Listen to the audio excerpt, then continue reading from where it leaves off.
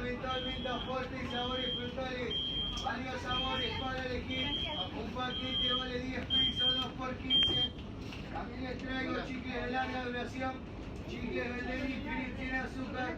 Menta, mentol, menta fuerte y sabores frutales. Estuche de 7 y 14 unidades. Chicles de larga duración. Chicles de Demi Philip sin azúcar. Menta, mentol, menta fuerte y sabores frutales.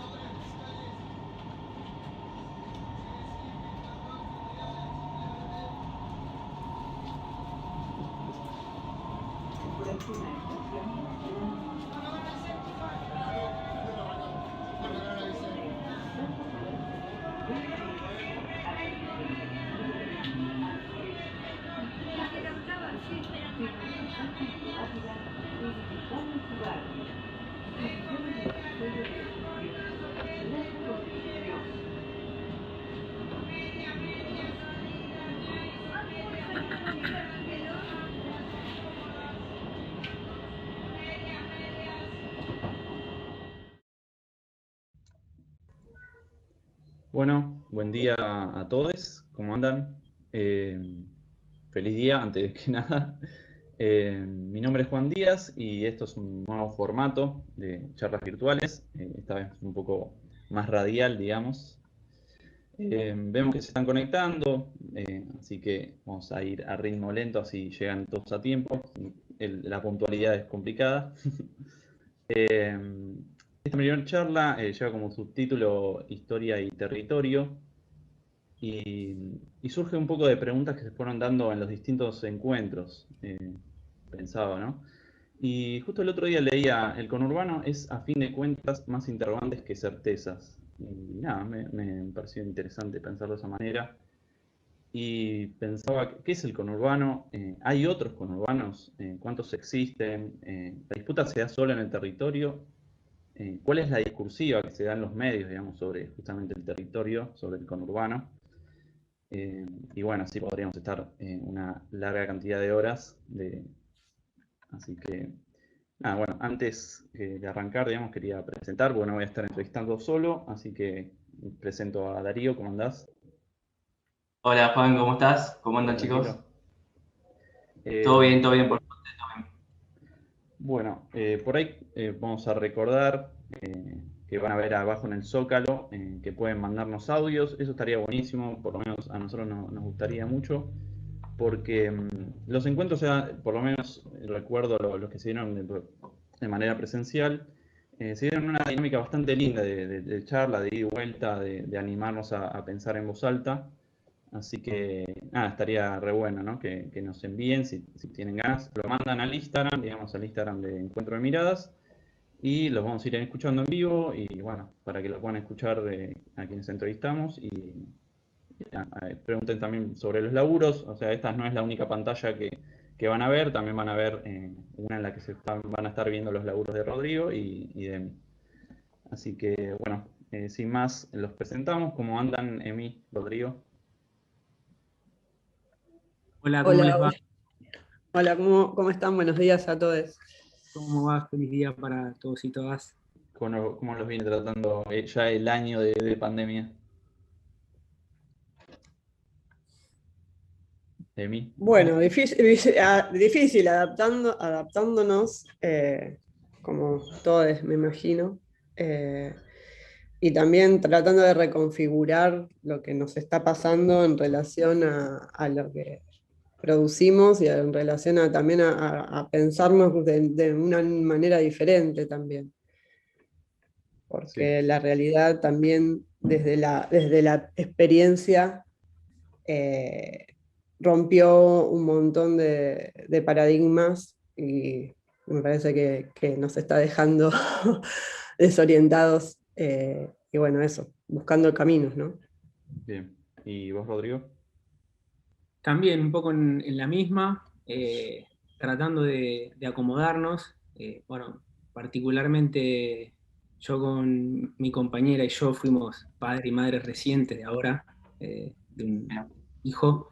Entonces, sumado a nuestra niña Matilda, estamos ahí como, bueno, paternando y maternando en este contexto, y también tratando, viste, de acomodarse a todo lo que se va presentando, que no es fácil ni poco. Claro. Sí, y también pensaba en otra Pero cosa. bien, igual tengamos una mirada más esperanzadora y buena, como por supuesto que hermoso y encantador y con desafíos, pero siempre con algo hermoso, ¿no? Claro, sí, sí, sí. también pensaba en que lo que trajo la pandemia es que nos trajo la palabra AMBA, ¿viste? De repente como para hablar de cuidados, ¿viste? Como algo, no sé qué piensan de eso, de la aparición de esa palabra.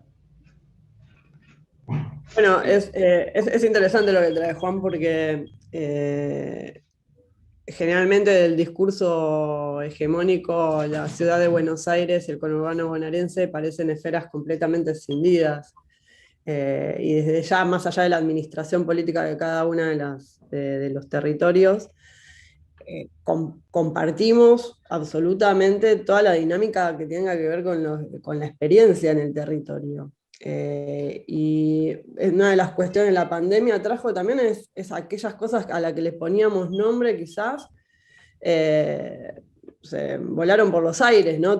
Tenemos que empezar a renombrar cosas, y quizás más ligadas a la experiencia más vital, ¿no? Bueno. O sea, a mí también me parece sustancial, es como muy, muy gráfica y representativa de lo que es, bueno, ¿viste? En línea de esto, la historia, el territorio, el conurbano, y sobre todo características que son muy, muy propias de esto, como por ejemplo AMBA, que es como una configuración sobre todo que va más allá, si bien obviamente las decisiones políticas y limítrofes ya están establecidas, pero es como una reconfiguración que se hace en pos de una construcción subjetiva de ese territorio, con un colectivo que va modificando unas delimitaciones bien marcadas, pero de golpe hay un AMBA el AMBA. Bueno, el AMBA se fue construyendo con un poco esa reticencia a los límites que se van imponiendo. Y como que me fue muy gráfica, yo la venía escuchando, ¿viste? Generalmente en las conferencias de prensa y demás, incluso he escuchado a Kicillof a veces poniendo ejemplos de ese AMBA y de esos límites que están pero no están, que donde te dice que hay un límite que empieza o termina la capital o la provincia, en realidad eso no existe en términos del colectivo social. Claro. Entonces, Claro, se marca mucho con esto de que hay la mitad, más o menos la misma cantidad de gente que vive en Capital Federal, todos los días va hacia Capital Federal. 2 millones de personas o 3 millones de personas que van todos los días a trabajar, se juntan. Es casi imposible hacer una división, a pesar de que está el límite geográfico que se marca, es como que todas las personas van a seguir. Es que, claro, es imposible pensar el territorio, por ejemplo, de la ciudad de Buenos Aires sin las experiencias vitales de la gente que viene del conurbano. No sería el mismo territorio, ni pasarían las mismas cosas, ni tendría la misma identidad, ¿no? Como decía recién Rodrigo, se van armando según las subjetividades, ¿no? Pero a mí, dentro de todo lo que nos está pasando, me llama mucho la atención.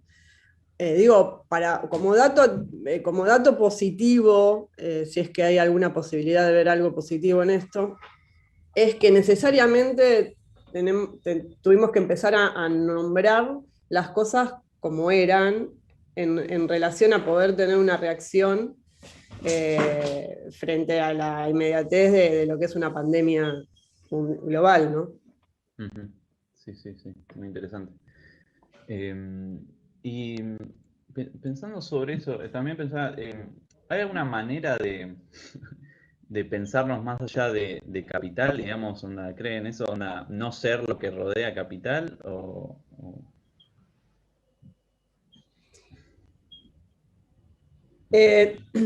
Yo personalmente pienso que eso es un reflejo al discurso estructural, más que quizás una decisión primordial o vital de cada una de las personas que viven en el conurbano. Hay un montón de cuestiones que hacen a la vida administrativa, política y económica, que por estructura y por diseño político de Estado están en un territorio. Y eso realmente hace que en la práctica nos sintamos imantados por eso. Ahora, por un lado eso, que tiene que ver con la subsistencia, porque son canales que son lugares a los que necesitamos recurrir para subsistir también, está nuestra subjetividad de cómo construimos nuestro propio reflejo frente a eso. Yo creo que sí, que hay una construcción permanente sobre eso. Que esté difundida o que sea un patrón digamos, hegemónico es otra cuestión. Lo que no implica que no haya lógicas de pensamientos subjetivos, digamos, subalternos, que viven, construyen y generan vitalidad también, ¿no? En relación al propio territorio, más allá de la cercanía a la capital federal o no. Pero creo que son dos cosas separadas, ¿no? Lo que en la práctica y la experiencia de la estructura nos tenemos en donde nos tenemos que insertar, por un lado, y por otro lado, poder construir por fuera de esa lógica. Bien. Sí, totalmente. Yo coincido con él y además como que esa construcción se va dando en cada instante, digo, en el tránsito y en la permanencia de las personas que van un poco, no solamente diluyendo esas imposiciones delimitatorias, sino como reconfigurándola a cada instante, en cada traslado, en cada permanencia, en cada disputa de estos territorios. Una cosa, como decía, es ese diseño que se va configurando, y otra cosa es cómo todos colectivamente como que vivimos un poco eso, pero en realidad se vive esa construcción colectiva que transmuta esa configuración en otra cosa, ya sea por los desplazamientos, ya sea por la permanencia física. Yo he notado mucho que estos espacios como intermedios, si se quiere, empiezan a tomar otra característica con la presencia física y activa de todos nosotros y nosotras, que el territorio en cuanto al límite lo demolemos con nuestra percepción, con nuestra sociabilización. Es todo mucho más orgánico y vibrante que una línea o un puente o una avenida que separe tal o cual territorio. ¿Darío? No, sí, me parece que tal cual. Creo que esto obviamente de que hay un centro que también nos marca, al mismo tiempo uno convive y hay una interacción continua, totalmente. Es casi imposible también estos límites que se trazan, que a veces quizás se terminan armando como límites sociales, pero son imposibles también de armar, porque, como te decía, también creo que se mostró mucho, se vio mucho en esta cuarentena que hubo el año pasado, la cantidad de gente, la poca gente que había en Capital, cuando se cortó todo, como estaba vacío Capital, parecía. Esto de no poder ir a Capital y que todo el mundo trabaja en Capital, o esto también, los viajes que se mostraban en la tele, que mostraba todo el puente Porredón, o mostraba que había un montón de controles, y que todo el tiempo era ida y vuelta del conurbano hacia Capital. Estaba muy marcado. Sí. Sí, bueno, y hablando ahí sobre los medios, digo que también hay como dos miradas de todo el tiempo que hay empuja ahí en los medios sobre lo que sería el conurbano, que por lo general hay toda una idea como de violenta, ¿no? O precaria, o pobre, no sé, como esa es la idea un poco que intentan construir por lo general los medios. No sé qué opinan sobre eso, esa puja subjetiva, digamos, del sentido que hay sobre lo que sería el conurbano. Yo creo que digamos, en los medios de comunicación, la mayoría, los hegemónicos, están centrados en la ciudad de Buenos Aires y sus poderes económicos también. y que también ese es un reflejo de construirse ellos mismos en oposición, ¿no? Para pensarse como gentes o ciudadanos ideales, necesitan tener como la contraimagen de construir un otro diferente y peor, ¿no? Yo creo que en esa dualidad se manejan esos discursos, y la narrativa es cruzar el puente Porredón a la General Paz en busca de lo otro que nos constituye como algo mejor a nosotros, porque lo otro es peor. Y yo creo que esa narrativa, además de totalizadora, invisibiliza la riqueza de todo lo que hay, no solo en la ciudad de Buenos Aires, sino en el resto de la provincia y del conurbano, hasta el tercer cordón y después las zonas rurales, que como no tenemos canales de difusiones que sean a nivel hegemónico, que sean quizás más federales, invisibiliza todo lo que pasa, todo lo que se produce, todo lo que se constituye ahí de su propia percepción, ¿no? Lo cual, por un lado, también es un dato medio erróneo, porque hay un montón de comunicadores y hay un montón de radios y hay un montón de periódicos locales que sí narran esas existencias. Sí, pero yo creo que por lo menos en los medios que conozco acá de la zona, digo, los que pautan, si querés, terminan siendo una mirada bastante similar a la que se dan en los otros medios. Hasta, no sé, vamos al caso más básico, que es, no sé, Clarín Zonal. No es que tiene una mirada del territorio muy diferente al Clarín de arriba, digamos, pero a lo que iba es que es tremendo eso que vos decís, porque también el mismo vecino, digamos, el conurbano, se está como empuja, digamos, de construirse su propia realidad con la mirada de, como decís, no sé, no sé si diría porteña, como por ahí lo que vos decís, como por oposición, digamos, como cree lo mismo que las miserias que le dicen de lo que es su territorio, se lo creen, digamos. Sí. Bueno, digamos que basta ver unos días atrás, incluso Clarín, no me acuerdo, creo que La Nación, como titulaba cierta aglomeración de personas en Capital y en los bares, y cómo lo denominaba en las ferias en el conurbano. Es muy claro la diferencia discursiva que hacen para mencionar o referirse a una zona o a otra, porque en definitiva igual también estas zonas lo que hacen un poco es aludir a cierta ideología y a cierta representación de un sujeto que encarna determinados estereotipos.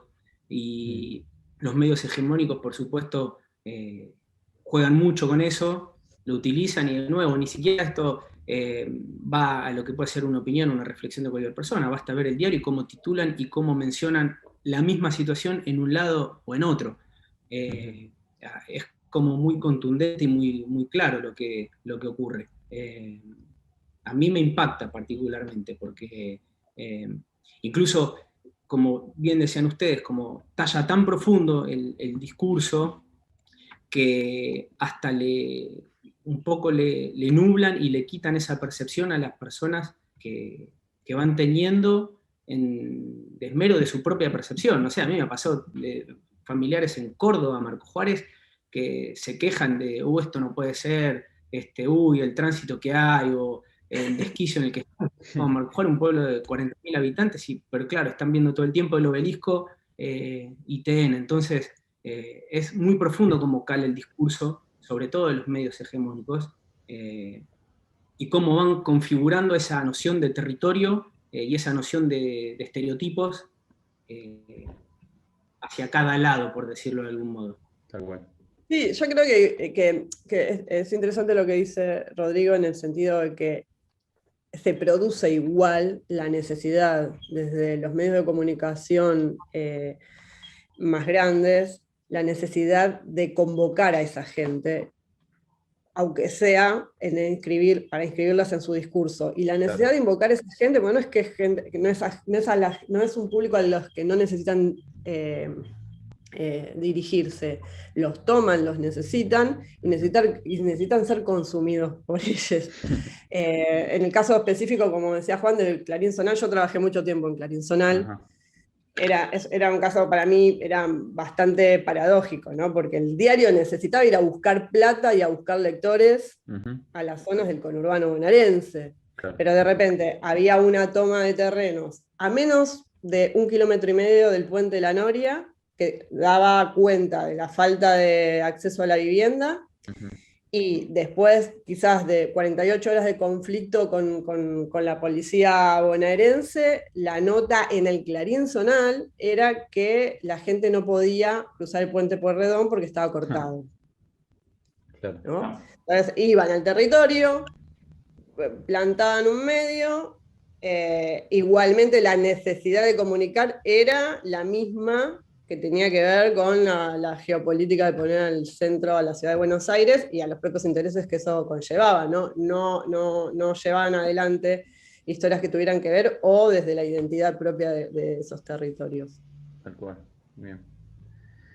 Bueno, recordamos por ahí para quienes están conectando recién, bueno, estamos hablando con Emi y Rodrigo, y acompaña a Darío, y que pueden mandarnos mensajes audio al Instagram para hacer preguntas y demás. Acá veo que llegó uno de Mario de Fina, que lo pongo play, vamos a ver qué sale. Hola, buenos días, soy Mario de Lomas de Zamora. Recién Emiliana mencionó a la General Paz y no puedo evitar recordar que hace pocas semanas el gobernador de Buenos Aires se preguntó si acaso querían hacer una nueva franja alcina en la General Paz en la cuestión de las vacunas y el COVID.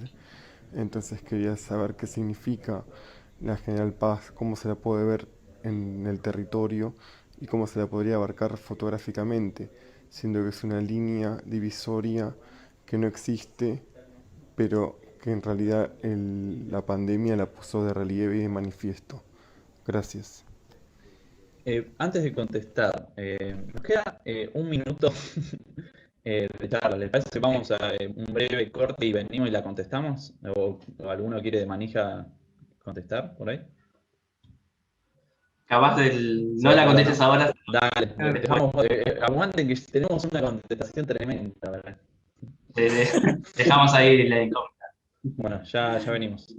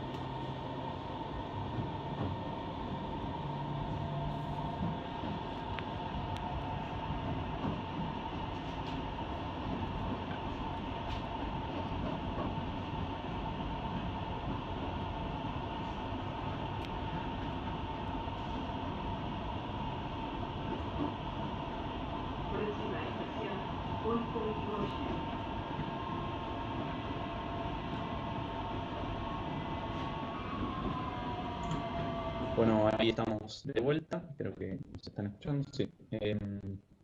Bueno, había llegado un mensaje de Mario que vamos a volver a escuchar para ver qué podemos contestar sobre eso. Hola, buenos días. Soy Mario de Lomas de Zamora. Recién Emiliana mencionó a la General Paz y no puedo evitar recordar que hace pocas semanas el gobernador de Buenos Aires se preguntó si acaso querían hacer una nueva franja alsina en la General Paz en la cuestión de las vacunas y el COVID. Entonces quería saber qué significa la General Paz, cómo se la puede ver en el territorio y cómo se la podría abarcar fotográficamente, siendo que es una línea divisoria que no existe, pero que en realidad la pandemia la puso de relieve y de manifiesto. Gracias. Bueno, ¿a quién tiene ganas de decir algo? Está bueno para que capaz es justo un tema que justo estábamos hablando de Rodrigo, de que trató mucho el tema de General Paz. Y bueno, ya de paso empezamos a hablar un poco de las obras de cada uno. Dale. Bueno, Rodrigo, la verdad que estaba muy bueno lo que trataste de plantear con el tema de la General Paz y demás.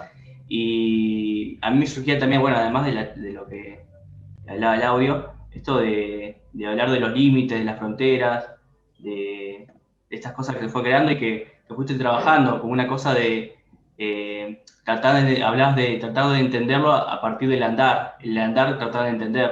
¿Puede ser, Rodrigo? Sí, sí. Bueno, yo el trabajo que continúo haciendo de cierto modo, el motivo inicial fue justamente la General Paz. A ver, primero no empecé el trabajo con ciertas incertidumbres que se fueron presentando en el desarrollo de la exploración. Venía tratando de abordar otro tema, pero se me hizo muy presente el límite ese caprichoso tan firme y tan marcado como la General Paz. Entonces me acuerdo que en un inicio me propuse recorrer toda la General Paz, desde una punta hasta la otra, haciendo fotos solo de lo que aconteciera en la General Paz. Y bueno, ahí fue que al principio la primera salida fue como algo más abierto y como tratando de ver qué iba ocurriendo. Después con el tiempo me fue pasando que notaba que era como una línea tan contundente que demarcaba dos espacios tan claramente en cuanto a un objeto intermedio que delimitaba y separaba, pero después empecé a notar que en realidad lo que ocurría era como que unía en cierto modo, y que era como un espacio intermedio, porque me costaba a veces definir y observar bien dónde empezaba una cosa y dónde terminaba, se revertían los límites, donde terminaba podía estar empezando, dependiendo si miraba de capital a provincia o de provincia a capital. Entonces empecé a ver que ahí era un espacio intermedio y de cierta indefinición. Entonces como que ahí se me empezó a abrir un poco más el panorama en cuanto a la exploración, y es un trabajo que tal cual se fue dando bastante con el hecho de andar, básicamente. Con el hecho de andar y con percibir el entorno para la construcción de estos territorios, que veníamos hablando antes, que bien podría estar en una delimitación política y física como la General Paz, pero empezaba a ver que los territorios iban cambiando conforme iba viendo un picadito de fútbol en el medio de la General Paz, o no sé, un hito que separa la capital de la provincia en el frente de una casa, y que esa casa tiene el frente de la casa en capital y el comedor en provincia. Era como muy ridículo concebir esa división como tal. Evidentemente pasaban otras cosas en ese territorio y en esa configuración territorial, y yo particularmente quería también salirme todo lo que pudiese de esta mirada estigmatizante que suele haber, incluso caer en estereotipos que yo mismo tengo seguramente configurado, y empezar a fotografiar obviedades, si se quiere. Entonces yo trataba de salirme lo más que pudiese del lugar común. Ahora encima el trabajo terminó llamándose así. Claro. No quería quedar, viste, en los lugares comunes. O por lo menos, si aparecía, era porque, bueno, consideraba fotografiar eso, pero trataba de separarme lo más que pudiese. Entonces me diseñé un juego, si se quiere, que lo usé como un dispositivo de exploración para tratar de concurrir a distintas partes de la General Paz y no yo, por lo menos en un primer momento, imponer mi intención de fotografiar tal o cual tema o territorio, sino yo lo que hacía era tirar un dado y dependiendo de qué número me salía del dado, iba a un lugar o otro de la General Paz. En realidad después convertí todo en la capital y los límites que comparte con la provincia en un tablero. Entonces tiraba un dado que me iba a una zona u otra y después quiero hacer una referencia a ese mapa. Y bueno, después con el tiempo él desarrolló un juego con cartas, desafíos, y se hizo todo mucho más rico porque justamente este juego me permitió mapear, observar, transitar y recorrer estos espacios justamente con esta configuración subjetiva de este territorio que venimos hablando. Entonces, es muy loco porque es tan clara esa línea, pero a la vez es tan inexistente en términos de esto, de un territorio que se solapa sobre esa General Paz claramente.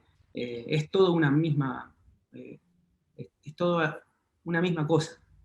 Claro, hablabas, por ejemplo, bueno, decías del mapa, de esto que, no sé de dónde viene dónde es de ese cuadernito, que hablaba de límites naturales, que hablaba del riachuelo y del Río de la Plata, y los límites que crea el hombre, que justamente es la General Paz. ¿Querías agregar algo sobre esa imagen del cuaderno? Emi, no sé si quería decir algo. Sí, yo con respecto a lo que está contando Rodrigo, su trabajo especialmente, a mí me trae en relación a la pregunta de Mario, que él logró desde las imágenes algo que es muy difícil trabajar en la narrativa, que es algo que subyace a los discursos oficiales, hegemónicos, y a los que quizás se les escapan a las ciencias sociales con discursos más totalizadores, como la sociología, por ahí, o la filosofía, y que es aquellos residuos, los pliegues, que quizás están más de la mano de lo que la literatura o las artes pueden hacer, ¿no? Unir esos fragmentos que no tienen un discurso racional desde el inicio, y un discurso bajado, racional y totalizador, pero que existen, son el rastro de una existencia, son la huella de una existencia que está fragmentada. Y la posibilidad de unir esas huellas nos la puede dar el arte como medio, o en este caso la fotografía, en este caso este ejercicio lúdico que hizo Rodrigo sobre mapear y sobre trabajar desde el lado más digamos, más mágico y lúdico de ver, bueno, ¿qué nos traen estos restos, ¿no? Evidentemente son huellas de algo y son un discurso, y probablemente pueden funcionar como un nuevo discurso de origen también, alternativo al discurso oficial de nuestra identidad como pueblo, digamos. Bien, Sí, es muy loco, en línea de lo que dice Emi, el mapa ese que era como una tarea, me pasó algo muy particular. Yo tenía muchas salidas fotográficas y muchas anotaciones y demás, pero como que sentía que todavía no tenía el trabajo, o por lo menos no lo tenía cerrado, era simplemente como exploraciones, yo los veía.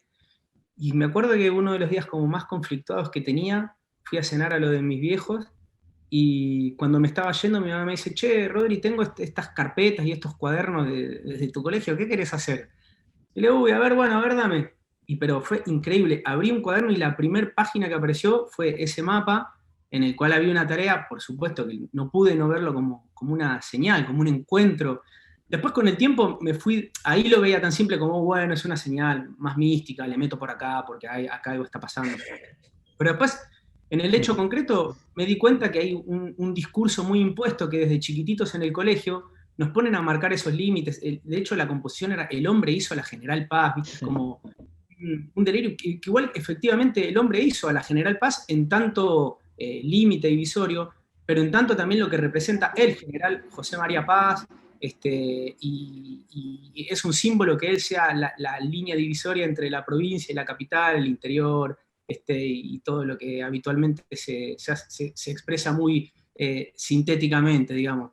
pero con el tiempo empecé a ver que había rastros desde esa época, desde el 87, en el que yo de algún modo u otro ya tenía en la cabeza esta línea divisoria y dónde empieza y dónde está tal o cual cosa, y que evidentemente estaba como en capas muy, muy escondidas, afloró en este momento con este interés, pero bueno, es como en mí por lo menos fue muy claro ver y muy contundente cómo estas construcciones sociales, políticas, incluso el discurso dominante que se te impone, cómo vos ya vas de chiquito configurando algo que te viene dado, que después con la experiencia lo derrumbás de nuevo, con el tránsito, con la sociabilidad con otras personas, con permanecer en otros espacios que son distintos a los que se te impone desde el colegio, como vemos.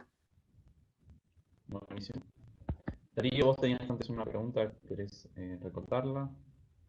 No, bueno, respecto al trabajo de Rodrigo, me llama la atención mucho la importancia que le das al proceso. Justamente que contabas esto de, por ejemplo, encontraste el cuaderno y después cómo vas armando y las preguntas que te fuiste haciendo, como la importancia tanto del proceso como finalmente las fotografías que fuiste sacando, como que tienen igual importancia, o capaz a veces parece que hasta el proceso mismo hasta lleva más material que las mismas fotografías. ¿Cómo lo fuiste planteando eso?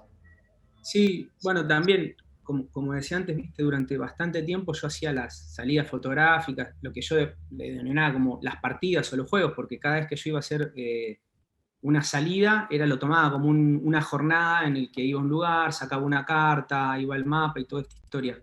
Y entonces, como no tuve un interés previo de abordar determinadas temáticas que se me fueron presentando con el andar, básicamente, me era muy difícil anteponer una u otra cosa. Es decir, las reflexiones que podrían venir a partir de andar el territorio con el proceso o el trabajo. Entonces, después me fui dando cuenta que el proceso era el trabajo en sí mismo, porque a mí el andar en estos espacios me fue de algún modo proponiendo este juego que fui haciendo por etapas. Primero se me ocurrió lo del dado, después las cartas, después un reglamento y pero a la vez estas cartas, estos reglamentos, me fue acercando a distintas situaciones que me proporcionó la posibilidad de configurar el trabajo. Entonces, es como los límites mismos y los territorios. Definir una cosa o la otra con firmeza me es difícil. Es como que es parte de lo mismo. El proceso en sí yo creo que es el trabajo. Que yo después pueda tener determinada cantidad de imágenes y las trate de ordenar de algún modo que propongan una historia o determinadas propuestas, digamos, no quiere decir que no estén en línea con ese proceso que es como mucho más orgánico y caótico, si se quiere. Entonces, sí, yo creo que el proceso es el trabajo en sí. Hermoso. Buenísimo. Bueno, recordamos que pueden mandarnos audios si quieren hacer alguna pregunta, está bueno escucharnos, así que son bienvenidos a enviar si quieren. También me habías mandado ayer fotos como históricas de la General Paz. ¿Qué onda eso? Estaba zarpado ese material. Sí, bueno, ahora sobre el final, como que empecé a prescindir un poco del juego y del reglamento y fui directamente ahí ya fotografiando cosas que me interesaban más. Y más sobre el final me empezó a interesar más como el anclaje histórico concreto, con imágenes de archivo y demás, pero sobre todo, además de estas imágenes que estamos viendo ahora de la General Paz y determinados aspectos de la avenida, me encontré con las imágenes del General Paz, del General José María Paz, y que yo habitualmente siempre trabajaba, de hecho en uno de mis mapas, trabajo con una imagen que viene de un daguerrotipo muy conocido de él, que por lo menos para mí era casi la única imagen que había de él. Hasta que fui al Archivo General de la Nación y encontré un montón de representaciones muy distintas de él, y fue muy en línea con estas también representaciones muy distintas que puede haber de los territorios. Yo en un mapa juego con la idea de trazar el límite de la General Paz, no por la forma que tiene, sino por el nombre del General Paz. Entonces pongo la figura del General Paz y hago un nuevo límite. Entonces empezaba a pensar en esa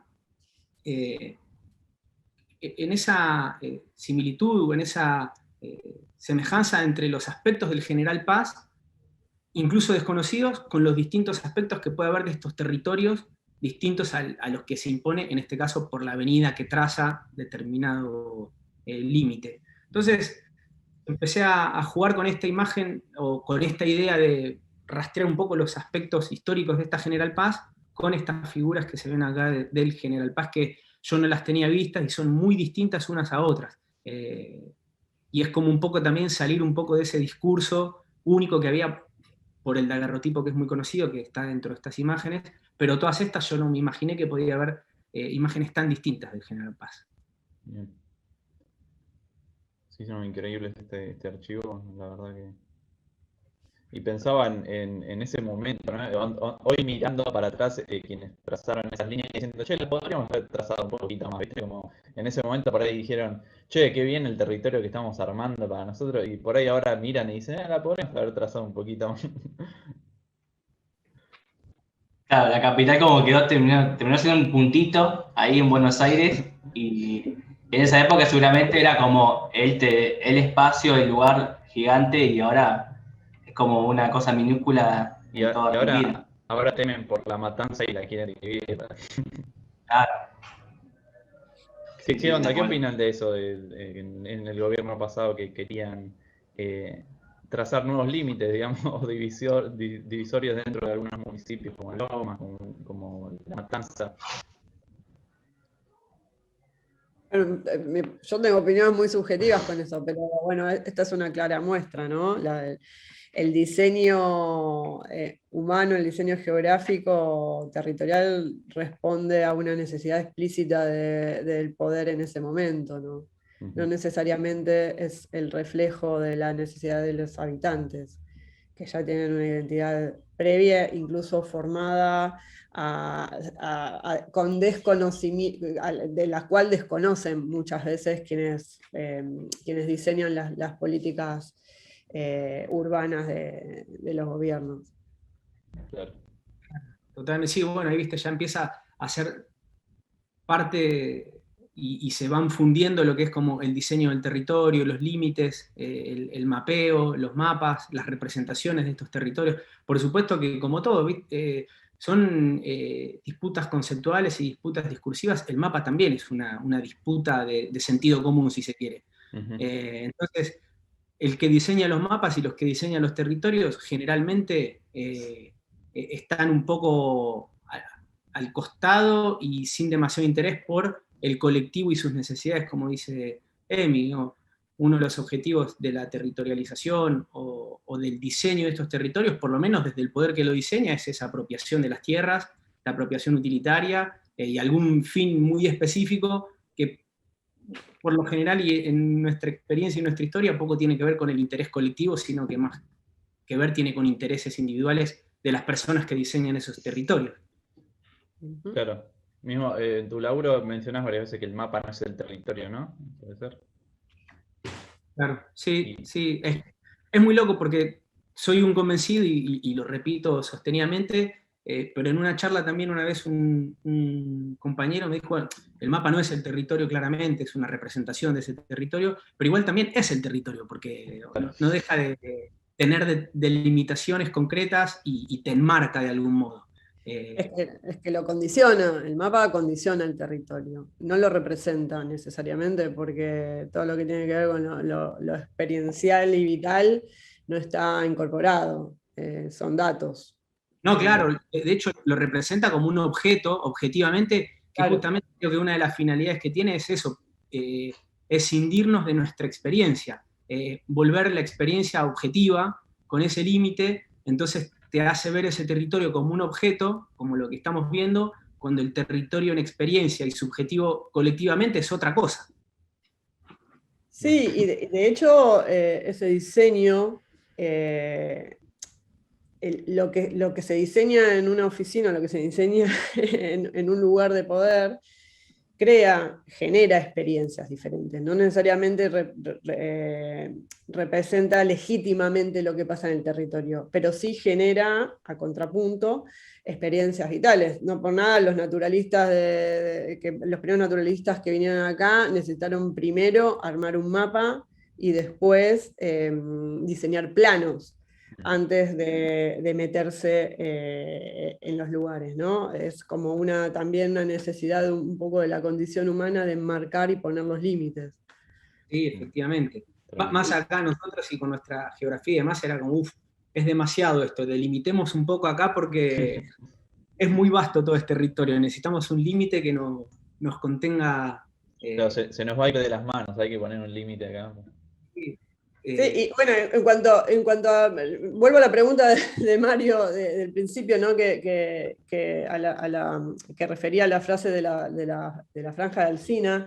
Recuerdo no hace más de unos meses cuando hubieron algunas ocupaciones de territorio en el oeste y en el sur de la provincia de Buenos Aires.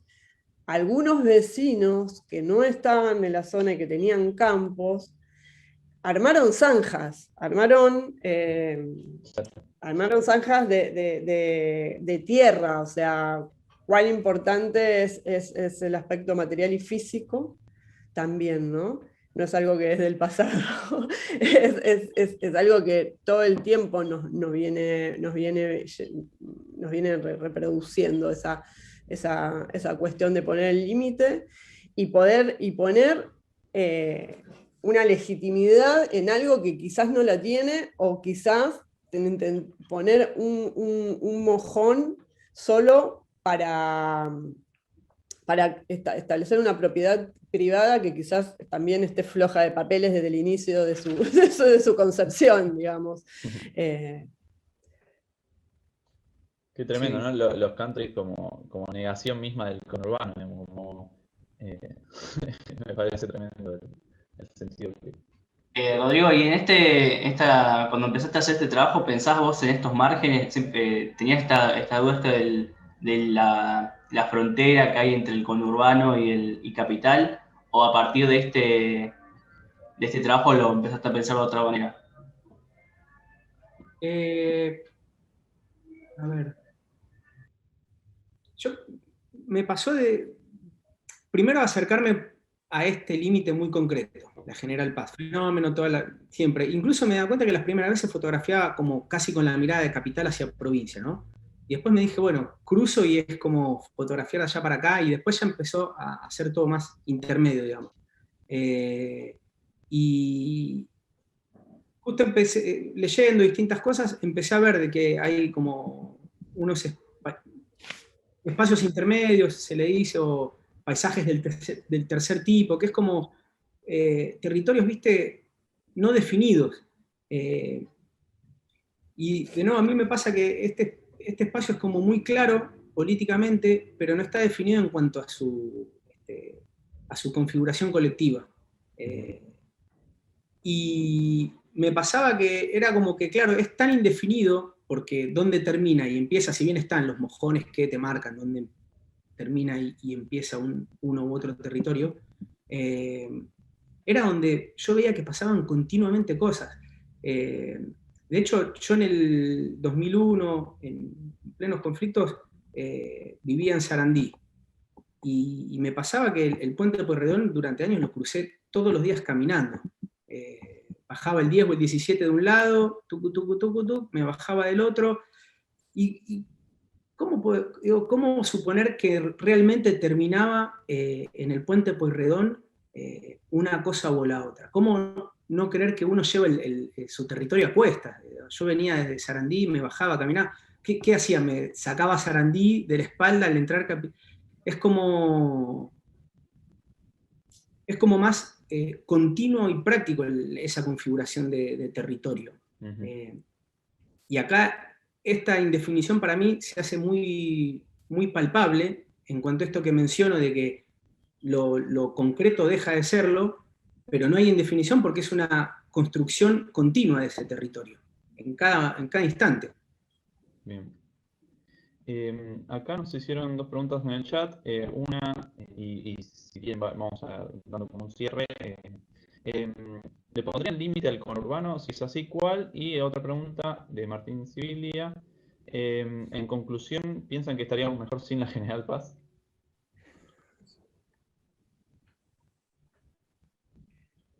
Eh, No sé. yo eh, me cuesta definirlo. Hay una frase muy loca de Rosas sobre General Paz que dice: si hemos de tener patria es preciso que General Paz muera. Y yo haciendo estas investigaciones a veces creo que es muy loco porque en cuanto a noción de división de la capital y provincia, el interior, unitarismo, federalismo y es muy loco que es muy clara esa división que marca una cosa u otra. En ese sentido, si no estuviese, yo no sé si no sería todo como más, a ver, no sé cuál es la palabra más específica para definirlo, pero bueno, quizás se hubiesen evitado muchas más divisiones de las que hay, pero es imposible porque si no estuviese la General Paz, quizás esa división estuviese en otro lado. En todo caso, la división viene desde el origen de nuestra existencia casi, y en esta necesidad de separarnos, dividirnos, y dónde está parado cada uno o qué objetivo persigue. Bien. ¿Emi? Bueno, yo no tengo respuestas para esas Está preguntas. perfecto. Yo tampoco. Es así algo que- que medio que a mí el territorio es algo más dialéctico, sería como ponerle fin, sería contradictorio a la propia experiencia del espacio, Claro. por un lado. Y con respecto a lo de la General Paz, si existiera o no, no tengo respuesta. No hacemos futurología. Bueno, Rodrigo, muchas gracias. La verdad que tremendo tu laburo. Bueno, muchas gracias a todos ustedes y a todos Bueno, ustedes. y por otro lado teníamos a Emi. Vos nos mandaste un laburo sobre, no sé si vos lo titulás así, pero a mí me encantó, por lo menos, que se llama El Desentierro. ¿Es el nombre original? ¿Es más una búsqueda? ¿Cómo nació eso, ese desentierro? No, está en pleno proceso de trabajo este recorrido, porque tiene que ver un poco también con el mismo espíritu con el que, digamos, que impulsó Rodrigo, poder encontrar en los intersticios del territorio cuestiones que escapen a la lógica oficial, ¿no? A lo largo de toda nuestra infancia y la adolescencia, crecimos con cuestiones urbanas relacionadas con monumentos o con honores a ciertos personajes y con la que hacían un refuerzo de lo que es nuestro mito de origen nacional, que fue la campaña contra la población originaria, ¿no? Que se llama eufemísticamente la campaña del desierto, en un lugar que no está desierto, per se. Claro. Y la idea de ese atravesamiento me llevó muchísimos años.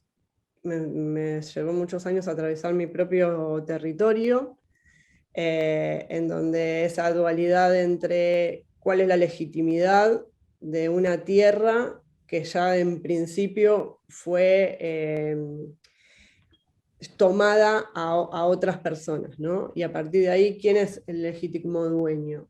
En relación a algo que nos pasa en la contemporaneidad, que es qué pasa cuando las tierras son baldías y hay gente que no puede acceder al derecho a la vivienda. ¿Qué está filosóficamente primero? ¿El derecho a la propiedad privada, que está en la Constitución, o el derecho al acceso a la vivienda, que también está en la Constitución? ¿Por qué prima uno sobre el otro? Perfecto.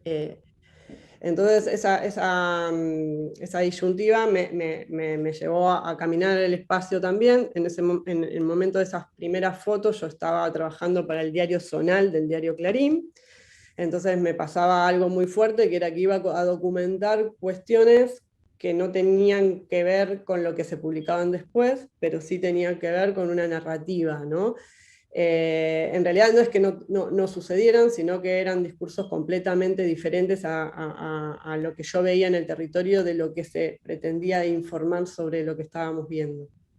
Por eso yo al principio contaba con esta cuestión de, no sé, una ocupación de tierras, y lo que se difunde es que la gente no puede llegar a Capital Federal.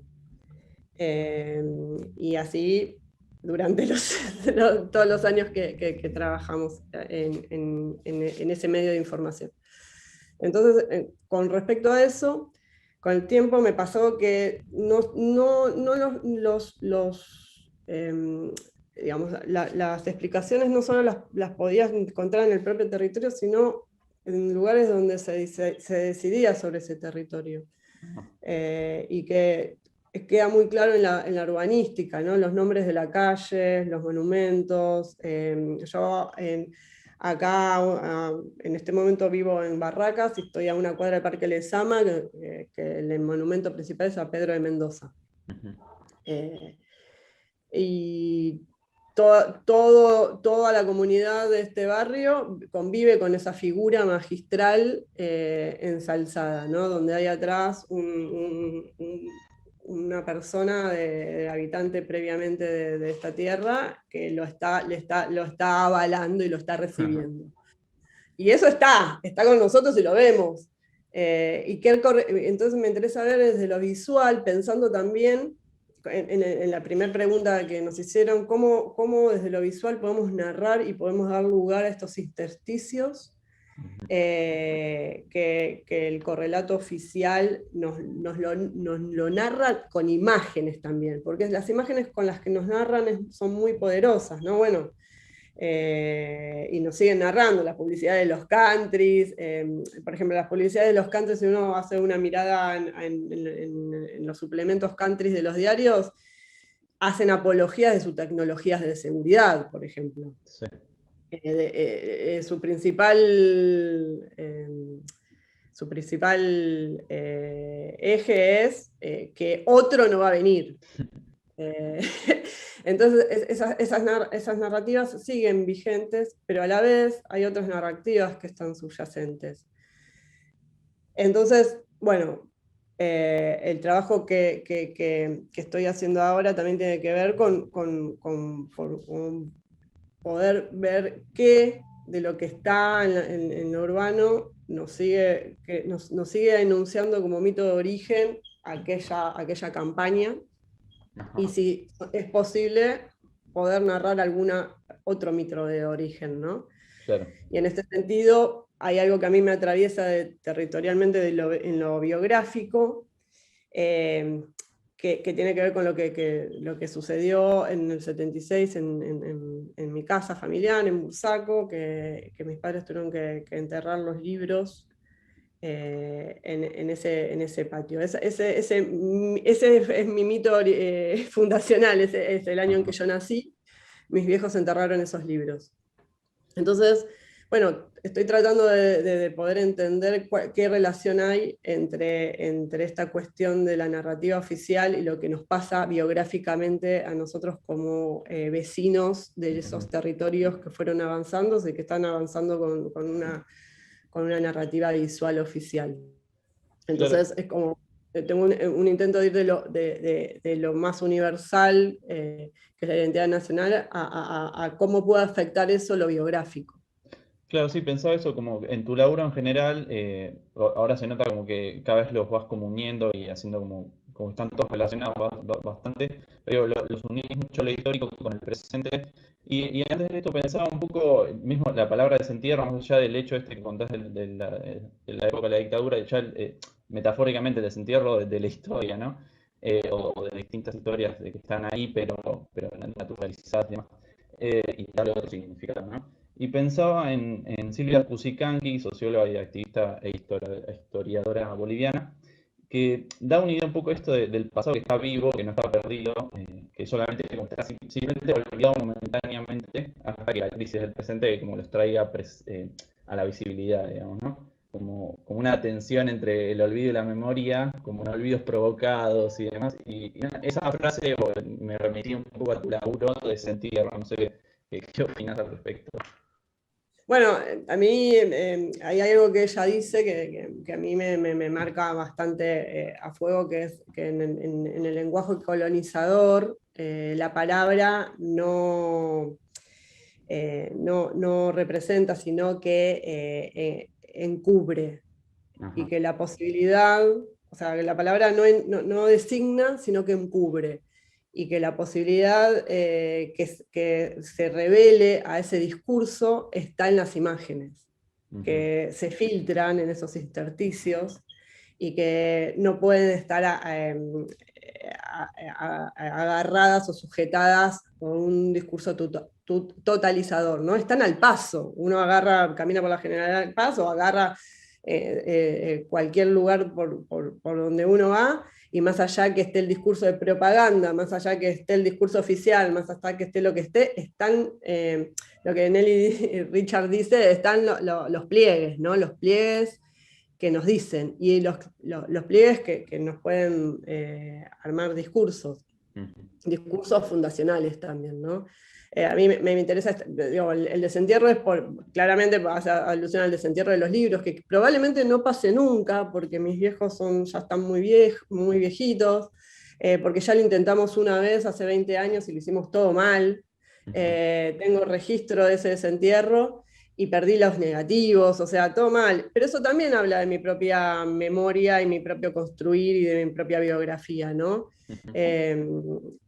Digamos, me quedo más en el símbolo, ¿no? ¿Por qué enterrar la lengua? ¿Qué había ahí adentro que nos pudiera, que entorpecía tanto la tarea a un gobierno militar como para tener que enterrarlo, ¿no? Y en conversaciones con mi mamá pasábamos, la pregunta era ¿por qué enterrarlos y no hacerle fuego? Es una pregunta que le hizo mi hija de 9 años. ¿Por qué en vez de enterrarlos los incendiaron? Porque si los enterrás, sigue, hay restos, hay huellas. Y ahí hay como también unas respuestas, ¿no? Hay que buscar en las huellas. Las huellas muchas veces, las huellas visuales escapan al discurso totalizador. El tema es cuál es nuestra narrativa ahí. En mi caso la estoy tratando de encontrar. Darío, queda menos de un minuto. Eso iba a decir, se estaba por cortar. Brevemente volvemos y seguimos con esto que está re interesante. Recuerden que pueden mandarnos audios, eso está buenísimo, así que bueno, ya volvemos, chicos.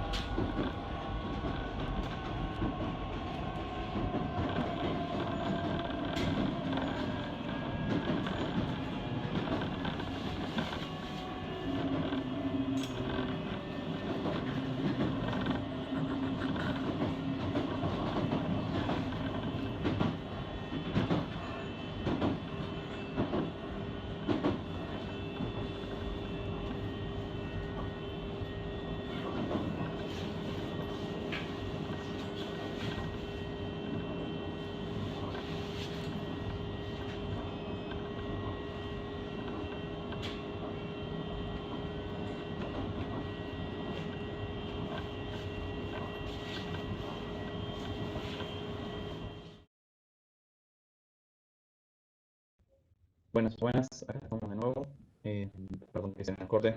Si alguien quiere donarnos un Zoom gratis, bienvenido. Bueno, estamos con el laburo de Emi. Darío, vos tenías una pregunta. Sí, sí, justo justo se nos cortó, estábamos hablando del desentierro, que está buenísimo también esto de una historia personal, también plantearla también como una producción, y como también que la producción sea una forma de reflexionar sobre tu propia historia, como que está muy metido también el tema de la historia y la forma en que vas produciendo. ¿Cómo lo ves eso? Bueno, sí, tiene un poco que ver con eso, porque igual a mí me llevó tiempo empezar es parte del proceso también, un poco está bien, está bueno ver también cómo uno trabaja y mirar el proceso, ¿no? Como decía Rodrigo antes, eso es parte, ¿no? Porque yo mientras estaba trabajando sobre el territorio, en mi propio hogar, digamos, pasaban cosas que estaban íntimamente ligadas a eso. Lo que a mí me pasa, generalmente, y más se dio un poco con la pandemia, que hay muchos trabajos que nos estamos volviendo hacia adentro, muy intimistas, y a mí en eso me genera como la inquietud de, bueno, ¿qué de eso solo queda en un acto individual o qué de eso puede tener que ver con un relato histórico, ¿no? ¿Cuál es... cómo hacer pivot en eso, ¿no? Porque la verdad que contar mi propia historia personal a mí no me interesa per se. A lo largo de todo este recorrido a mí me interesa entender por qué en este caso, en esa porción de 40 metros por 10 de la calle Mitre de Bursaco, sucedió eso. Y no es algo que sucedió solo porque era mi familia, sucedió porque hay un Estado nacional que desde hace 200 años está diciendo la historia de esta manera. En el 79, a 100 años de la campaña del desierto, el diario Clarín saca un suplemento donde todo el suplemento, toda la narrativa, 1979, toda la narrativa sigue hablando como ese acto originario del Estado Nacional y haciendo loas de haber exterminado a población que no era parte del Estado Nacional. En ese contexto estaba pasando lo de los libros. Entonces, a mí en alguna medida me interesa mezclar lo biográfico porque no somos productos individuales, somos productos sociales. Y nosotros como trabajadores visuales me interesa pensar en cuál puede ser una narrativa que actúe sobre nuestra propia realidad, ¿no? Entonces, bueno, pero a mí me llevó mucho tiempo poder hacer este camino. Claro, veía que había como un proceso del viaje del conurbano, hablar del conurbano, hablar de dónde sos, y después como que eso se fue llevando y esto de ir por el conurbano hasta entrar en tu casa y entrar en tu propia historia. Fue una cosa más o menos así. Exacto, exacto. Como que primero necesité narrar el espacio o narrar a otros, pero yo también formo parte de eso, ¿no? O sea, podría haber sido yo como podría haber sido el vecino. Me pasó algo, hace poco yo lo posteé en Instagram, lo de las fotos del desentierro, las 2 fotos que conservo que copié en una muy mala copia que se me veló de mis papás vencidos en un tronco porque no habían encontrado nada.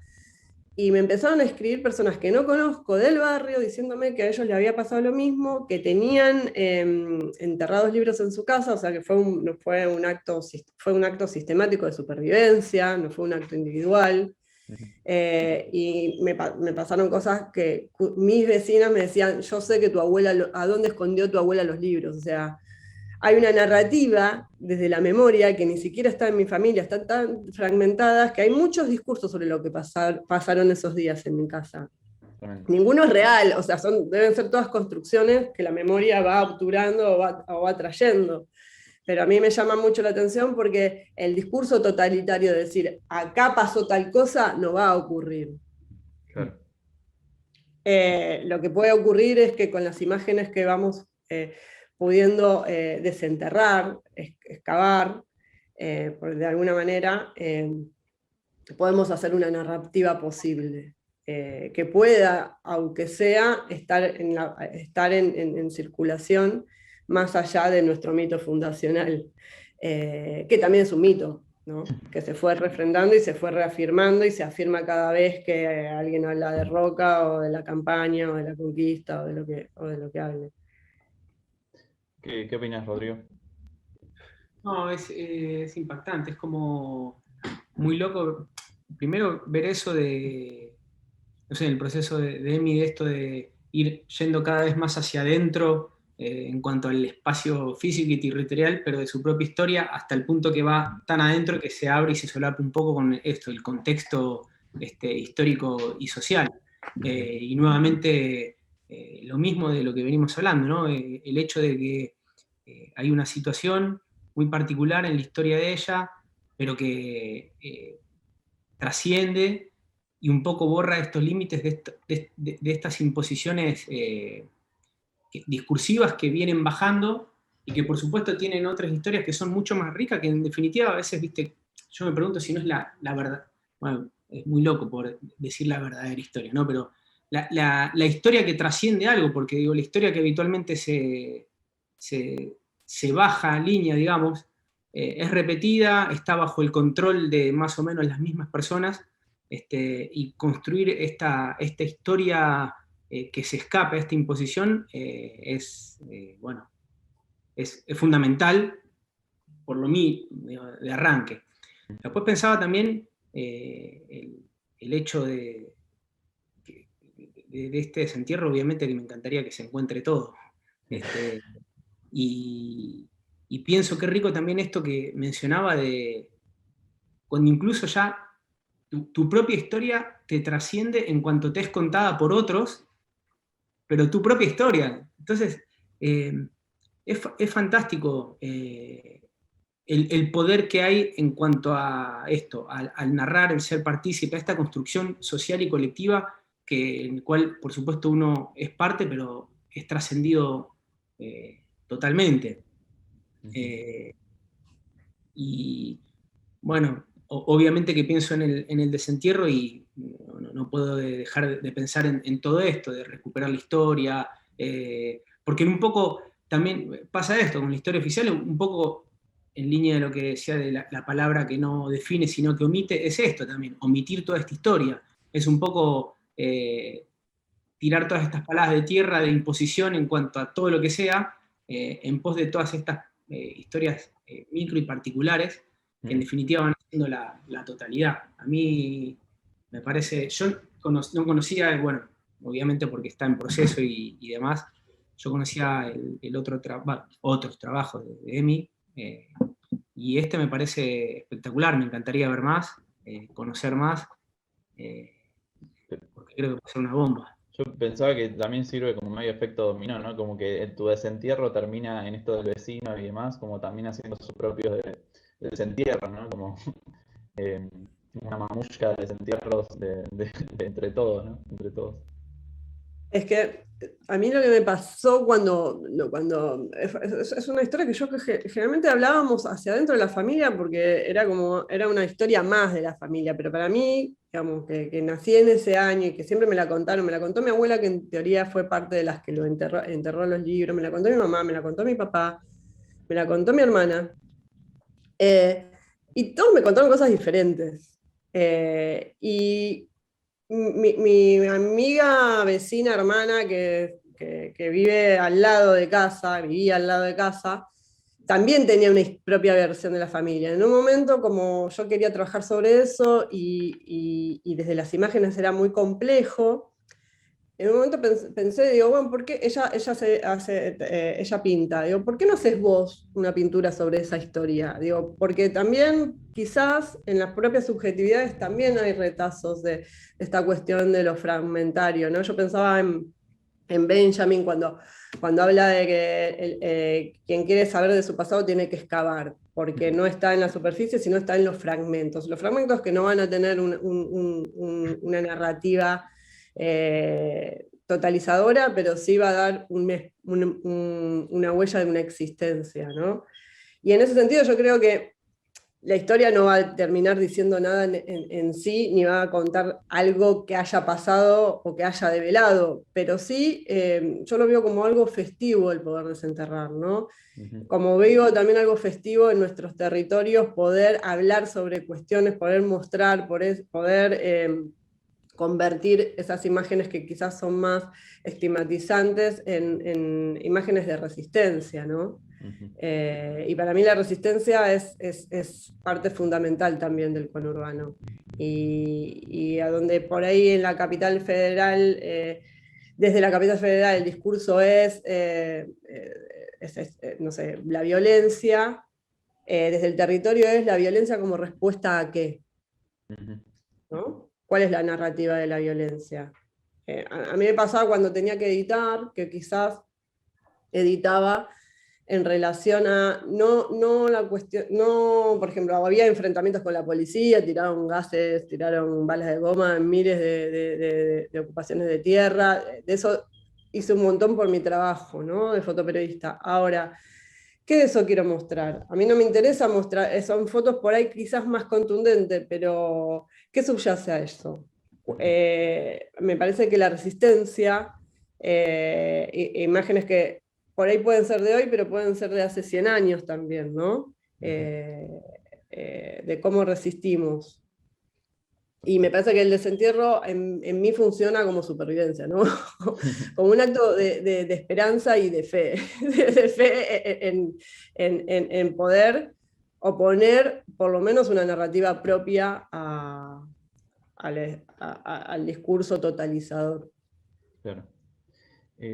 Bueno, acá veo que escribieron, bueno, primero a todos quienes están saludando, agradecemos acá Patricio, Matilda, Mari Carmen, María Sol, Martín, Ramiro, a todos gracias por escribir, a Pau que escribió también. Y acá Leo Martín pone, la historia oficial es una construcción de Bartolomé Mitre, él armó de algún modo el relato que sigue repitiendo en la actualidad. Bueno, también invitamos a que manden audio. Yo reitero eso, que me parece que nos gusta escuchar las voces y pensarlo de esa manera. ¿Qué opinan de esto que dice Leo?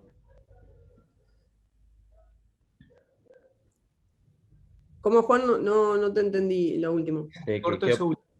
Perdón. ¿Qué opinan de lo que dice Leo acá de que la historia oficial es una construcción de Bartolomé Mitre? Sí, yo creo que es una historia digamos, de Mitre como de todos los poderes fácticos, más allá a mí me parece que más allá de entender la genealogía de la historia oficial, ver cómo hoy es tomada por nuevos Mitres, digamos, por quiénes son los que hoy propalan porque la historia se está escribiendo, no hay un libro que diga qué está pasando hoy, ¿no? Lo van a escribir mañana. O sea, lo que pasó en estos años se va a escribir más adelante. Se va a escribir más adelante con la narrativa que suceda, ¿no? Y cuáles son las narrativas que quedan y cuáles son las que están subyaciendo.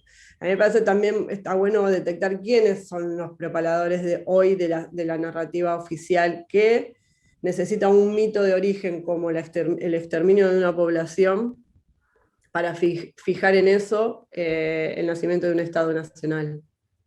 Perfecto. Sí, bueno, yo también pienso lo mismo que Emi y tal cual. No, se siguen repitiendo acontecimientos, sujetos, es como casi como si fuese un continuo. Por supuesto que es un continuo y la historia particularmente la abordás donde focalizás, bueno, veamos esto, a ver qué está pasando. Pero luego hay repeticiones que son como muy, muy claras y no deja de pasar, ¿viste? Cuando vas un poquito hacia atrás, son sucesos como muy similares, respuestas, estrategias, planteos, y lo que hay que hacer frente a eso es como también en la misma, seguir proponiendo una alternativa a estas imposiciones que se bajan ininterrumpidamente, porque lo que no pueden hacer los que construyen estos relatos oficiales es detenerse un instante, por el contrario, como que cada vez lo hacen más insistentemente, más abarcativamente, y bueno, viste, es así, es muy repetido. Entonces, tal cual como decía Emi, ese Mitre hoy está, de hecho también con mismos apellidos. Van cambiando el parentesco un poquito, una línea genealógica para el costado, para abajo, pero la metodología básicamente es la misma. Y ven entonces esto de la producción, de producir una forma de armar, como ir armando un relato, armando una historia.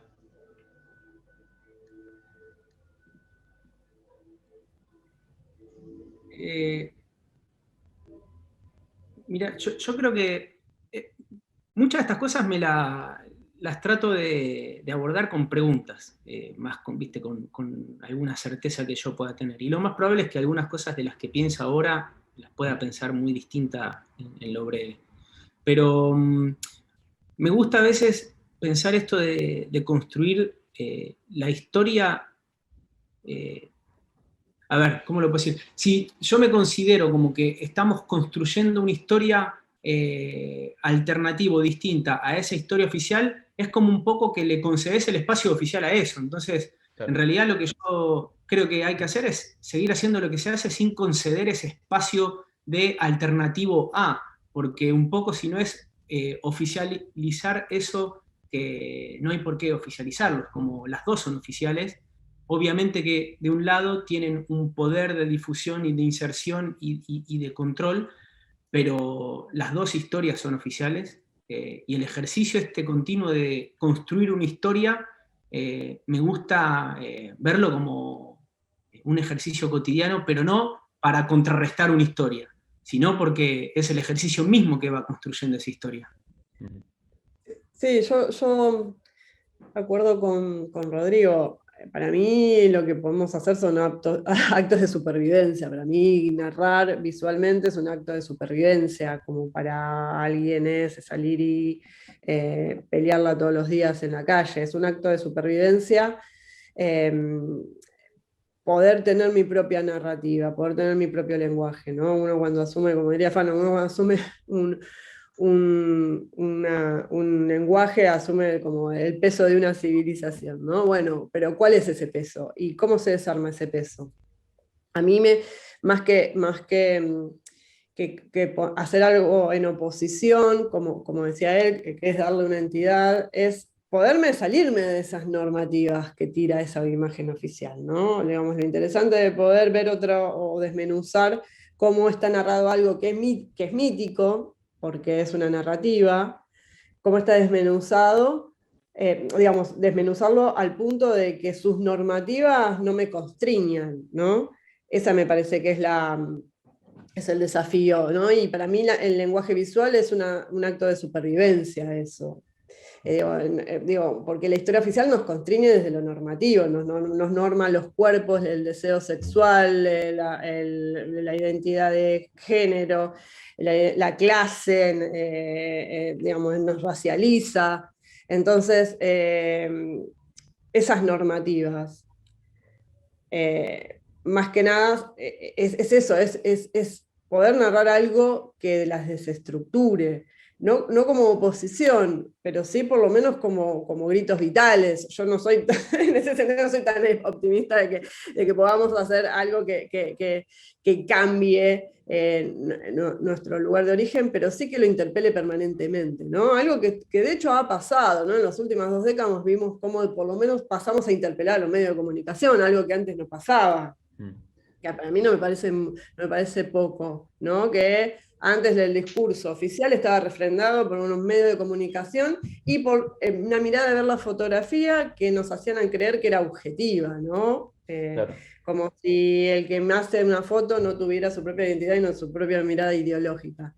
Y incluso la fotografía muchas veces fue medio de legitimación de propaganda de cuestiones usando como eje la falsa objetividad. Nosotros, yo que ya tengo 45 años, crecí mirando a Occidente cristiano y a fotógrafos que nos decían que la objetividad era el medio de la fotografía. Bueno, todo eso para mí lo que hace es profundizar en una historia cuyo mito de origen funcionaliza todas nuestras posibles resistencias y funcionalizan el poder siempre a los poderes fácticos. Lo que a mí me interesa eso es, por lo menos en lo que respecta a mi comunidad, poder narrar algo que se pueda saltar la norma. Claro. Sí, también pensaba en esto que decías, no sé si creo que es Bifo, Berardi o quien que habla de que por ahí, si podemos corrernos de la resistencia y poder imaginar un mundo y si podemos construirlo. Y por ahí pensaba en que están buenos muchos laburos que están apareciendo que hablan desde de lo ficcional, ¿no? Como por ahí medio de contar desde más allá de lo periodístico y demás, como, no sé, crear nuevos mundos por ahí, como imaginarlos. Entonces me parece eso también interesante de ver, que no sé cómo se hace, pero me parece un concepto que está re potente, que más poético, que es no resistir tanto, sino ver de crearlo, imaginarlo, ¿no? No sé qué opinan. Sí, yo pienso la resistencia como algo festivo, ¿no? Claro. No en el punto de vista que decís, en el que se plantea Bifo. La verdad también es que nos pasa también a nivel de consumo teórico, que generalmente las respuestas más inmediatas a lo que nos está pasando, quizás por ejemplo con la pandemia, vienen de lugares de enunciación cuyas condiciones de existencia son muy diferentes a las nuestras, ¿no? Entonces, ¿cómo puedo no pensar en resistir?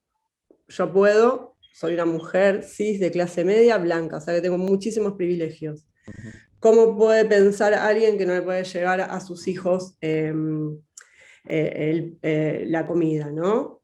Entonces, desde ese lugar y desde el lugar de la teoría, me parece también que tenemos que ver cómo incorporamos el futuro, ¿no? Claro. Pero también en esa posible mirada de incorporación del futuro está el poder subsistir, ¿no? Sí. Entonces es como que, por eso yo planteo más desde el lugar de la resistencia, porque es mi lugar de enunciación, ¿no? Claro. Sí, pero es verdad que tu enfoque es más a lo festivo, a lo cual le da otra vuelta de rosca. Yo por ahí me refería en la resistencia, por ahí a las fotografías que por ahí durante el macrismo le hicimos mucho y que obviamente fue necesario, porque decís, no solamente venimos de la pandemia de la resistencia, sino que ya veníamos de antes y más atrás más todavía, pero me refiero que por ahí a las fotografías que denuncian como la violencia solamente, como, no sé cómo explicarlo. Claro. Sí. Claro, bueno, en eso estoy completamente de acuerdo, ¿no? Nosotros también estamos naturalizando muchas veces, de hecho, naturalizamos guerras, naturalizamos muertos de otros. Esta cuestión de que, no sé, cuando vemos la guerra, vemos la guerra, vemos los muertos de los demás, no vemos los nuestros, y ni hablar de quienes producen fotografía cuando no muestran su lugar de enunciación y digamos, hoy veo una víctima, mañana veo otra víctima, pasado veo otra víctima, y quizás naturalice que haya víctimas, ¿no? Yo creo que tiene que haber alguna reconfiguración con eso. Nos ha pasado mucho que nos ha contado visualmente desde la fotografía de Occidente sobre lo que pasa en Oriente, sobre lo que pasa en América Latina, con un lugar de enunciación que lo único que hace es marcar un hecho, pero no marca las causas de ese hecho, ¿no? Claro. Ver muertos es contundente, pero ¿qué posibilita que esos muertos estén ahí? También sería contundente. Claro, sí, sí. ¿Rodrigo? Sí. Pienso, mira, puntualmente con respecto a esto, bueno, volviendo un poco al territorio, y esta forma por ahí de resistir con alegría, que me parece fantástica esa declaración, porque de nuevo es como un poco asumir el centro, si se quiere, o tomar el centro, porque si no siempre es como una respuesta A, y si bien puede haber una respuesta A, creo que puede ser muy distinta cómo es esa respuesta. Y por supuesto, más en estos momentos que están tan, no sé si es abrumar la palabra, pero es como muy claro el odio que está viendo, poder construir con alegría y un poco prescindiendo de ese odio y no en respuesta concreta, sino por construcción propia de alegría, me parece fenomenal. Yo no quiero ser autorreferencial, pero por mencionar mi laburo, yo también cuando lo empecé a hacer, en línea de EMI también un poco lo hacía con alegría en términos de que lo empecé a hacer porque tenía ganas de hacerlo, y como dije, no tenía el objetivo primordial o inicial de abordar determinadas problemáticas.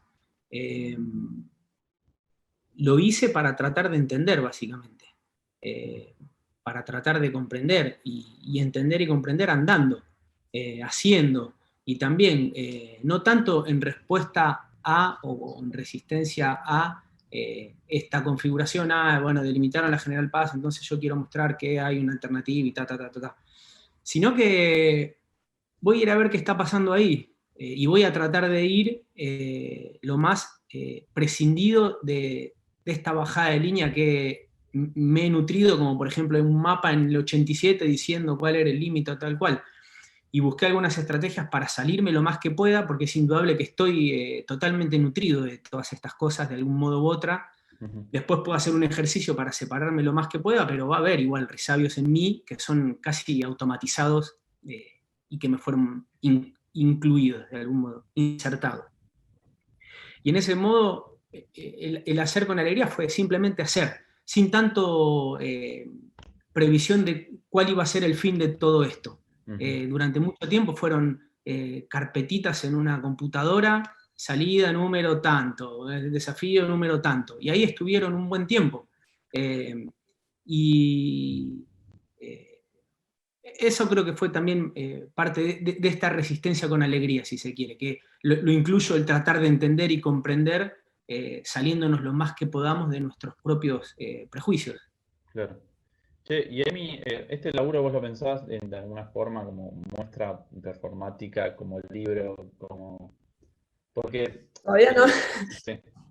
No, iba por ahí a contar algo, pero que un poco vi un borrador tuyo de una web, digo, y un poco me remitía medio como un libro enciclopedia de medio como de unir cabos o unir hechos. No sé, quería saber cómo lo estás tramando, como en borrador, por ahí si quieres contarlo, si no, no pasa nada. No, estoy trabajando en un borrador porque todavía digamos, a mí me pasa que para materializar algo tengo que saber, digamos, las dos cosas tienen, cómo materializas algo termina de dar sentido a algo que estuviste construyendo, no es lo mismo una plataforma que otra. Y por otro lado tengo un montón de cabos sueltos todavía y estoy trabajando en las historias, y estoy trabajando en esta cuestión de los fragmentos, ¿no? Si los fragmentos, cómo narrar los fragmentos, porque son todas partes fragmentarias, ¿no? de mi propia historia, de mi propio territorio y de lo que puedo hacer visualmente que el discurso oficial deja marcado en la calle. Y es muy complejo buscarle todavía la materialización. Yo estoy trabajando en una página web, pero que es como si tuviera el corcho Claro. o la lista de trabajo. Me es más fácil porque tengo todo digitalizado, tengo muy pocas posibilidades de hacer copias porque con esto de la pandemia los insumos son muy caros, son mis propias condiciones materiales de existencia, la virtualidad en este momento, porque no puedo invertir. Entonces, utilizo una web que me sirve como plafón. Yo creo que la materialización todavía no necesito también todavía trabajar en el cuerpo de trabajo. Claro. Igualmente, tengo pensado, está narrada en capítulos, igual hay partes, yo hay unas narrativas en donde mi hija menor, mi única hija, Cami, yo en la cuestión de los libros entrevisté a mis viejos varias veces, mis viejos conmigo tienen un discurso, cuando va Camila atrás y se pone en el rol de periodista y le hace miles de preguntas, se abren y le dicen otras cosas mucho más, quizás más ricas para mí que lo que me responden a mí, también, porque uno baja una línea, uno baja una propia normativa, y yo también me quiero escapar de mi propio prejuicio. Quizás cuando hablo con ellos me contestan lo que yo quiero escuchar. Claro. Cuando hablan con Camila, contestan un montón de cosas muy ricas. Estoy desgrabando ese material, que yo no sé si eso se puede hacer finalmente. Requeriría de un espacio más performativo en un espacio público o en un lugar donde se pueda escuchar más que En el patio de tu casa en transcribir. Bursaco. Puede ser. Puede ser. De paso le doy una pala a todos. Claro. Bueno, chicos, la verdad, estamos muy agradecidos, estuvo zarpado. Muchas gracias por haberse copado. Tu laburo también a mí me encanta particularmente. Eh, Así que nada, les agradecemos. No sé si quieren decir algo más. ¿Les faltó algo decir? ¿Alguna pregunta que les hubiese gustado que le hagamos? Yo voy a aprovechar que la tengo acá, justo Emi, una consulta. El trabajo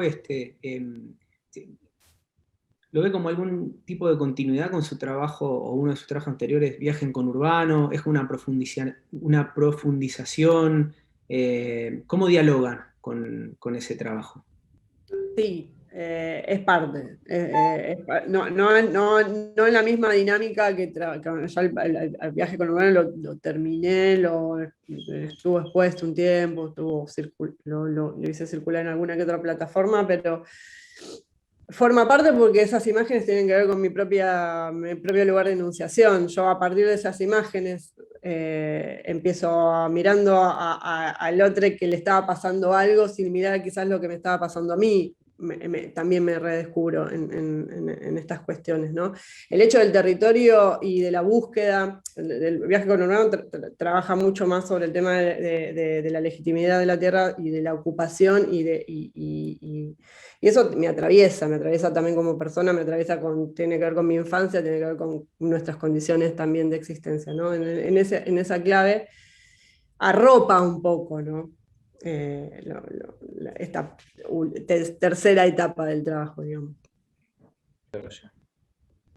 Bueno, chicos, posta, muchas gracias. Estuvo tremendo. Yo quiero agradecerles también a ustedes, a Darío, a Juan y a Rodrigo.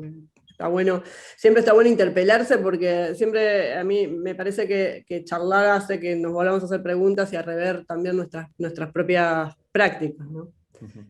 Nos desenterramos a nosotros mismos. Exacto. Estoy de acuerdo. Les agradezco mucho el espacio y la oportunidad. Les agradezco a Juan, a Darío, a Emi. Me encanta tu trabajo, Emi. Y bueno, nada, espero ver más pronto. Bueno, si quieren, a quienes están escuchando, pueden ir a las redes a seguirlos. Rodrigo claramente en Instagram y Emi Migueles en Instagram. Bueno, íbamos a cerrar con un video que, si querés, Darío, lo querés presentar vos y ahí ya cerramos. Dale, dale. Bueno, el video que van a ver ahora es una pequeña animación que hice dibujando. Es básicamente que hice, la idea es hacer una versión de fotografías. En este caso, hacer una fotografía de Santiago Boigi. Y la música va para acompañar también de otro artista del conurbano, que es de una banda que se llama El Pintor a la Luna. Que, bueno, la canción la compusieron todos los miembros de la agrupación, que es Maxi Rodas, Salvador Alcuri y Manuel Rivero, y la verdad que me pareció que está bueno esta interacción, no solo de la entrevista entre distintos autores, sino también capaz de hacer un video y que interactúe entre todos, y que la verdad que estaba muy bueno. Así que muchas gracias a ellos también por participar, porque hablé, obviamente les pregunté si querían participar y demás, y estuvo muy bueno hacerlo, así que ojalá que les guste. Bueno, muchas gracias y nos vemos el fin de semana que viene. Así que, bueno, hasta luego. Muchas gracias.